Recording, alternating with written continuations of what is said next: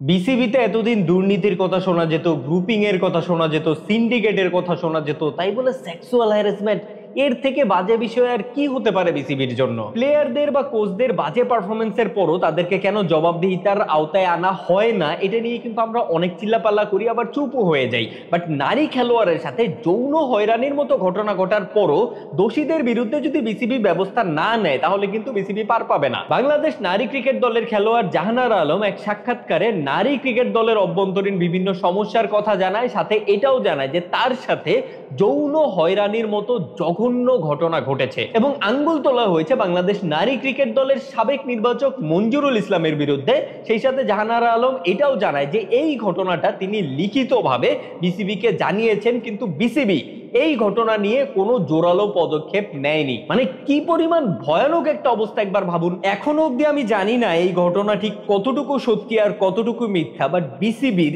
এই ঘটনা নিয়ে বা এই বিষয়টা নিয়ে অতি দ্রুত তদন্ত করা উচিত এবং সেই তদন্ত কোনো গড়পড়তা তদন্ত হওয়া যাবে না, একটা সুষ্ঠু তদন্ত করতে হবে এবং তদন্ত সাপেক্ষে বা তদন্ত পরবর্তী সময়ে যেই দোষী হোক না কেন, জাহানারা আলম হোক, মঞ্জুরুল ইসলাম হোক বা বিসিবির কোনো প্রেসিডেন্ট হোক, যেই দোষী হোক না কেন তার বিরুদ্ধে কঠিন থেকে কঠিন পদক্ষেপ নিতে হবে, যাতে পরবর্তীতে এই ধরনের কর্মকাণ্ড আর কেউ করার সাহস না পেয়ে থাকে। যদিও কোনো ঘটনা সম্পর্কে শতভাগ নিশ্চিত হওয়ার আগ পর্যন্ত কাউকে দোষী বলা যায় না, বাট মঞ্জুরুল ইসলাম এই ধরনের কাজ করতে পারে, কারণ মঞ্জুরুল ইসলামের নামে এর আগেও এমন আরো অনেক অভিযোগ রয়েছে। এই মঞ্জুরুল ইসলামই যখন বাংলাদেশ জাতীয় পুরুষ দলের সাথে যুক্ত ছিল তখনও তিনি বিভিন্ন ধরনের উদ্ভট এবং খুবই নোংরা কর্মকাণ্ড করতেন। তাই এবার জাহানারা আলমের আনা এই সেক্সুয়াল হ্যারাসমেন্টের বিষয়ের উপর তদন্ত করার পরে যদি মঞ্জুরুল ইসলামকে দোষী হিসেবে পাওয়া যায় তাকে চরম শাস্তির আওতায় আনতে হবে। শুধু মঞ্জুরুল ইসলামই কিন্তু না, জাহানারা আলম বলেছেন এই ঘটনা তিনি বিসিবিকে জানিয়েছিলেন,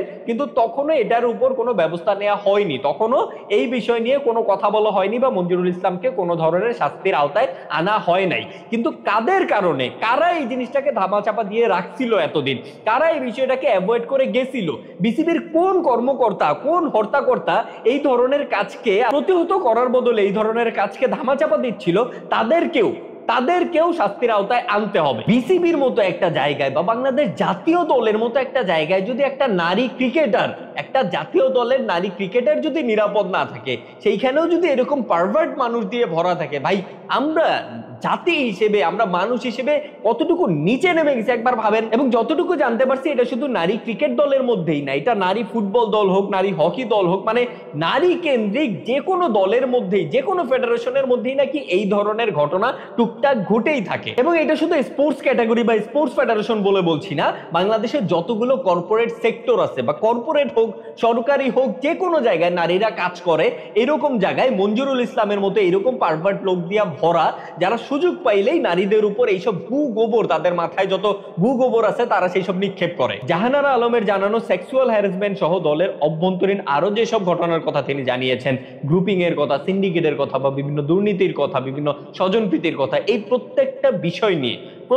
বিষয় নিয়ে বিসিবির তদন্ত করা উচিত, সুষ্ঠু তদন্ত করা উচিত এবং তদন্ত সাপেক্ষে যারাই দোষী হবে প্রত্যেকের বিরুদ্ধে ব্যবস্থা নেওয়া উচিত। ভাই বাংলাদেশ পুরুষ ক্রিকেট দল তো বহু আগেই মরে গেছে, এখন নারী ক্রিকেট দলও দেখি সেদিকেই হারতেছি, আমরা কিসের মধ্যে আইসা পড়লাম?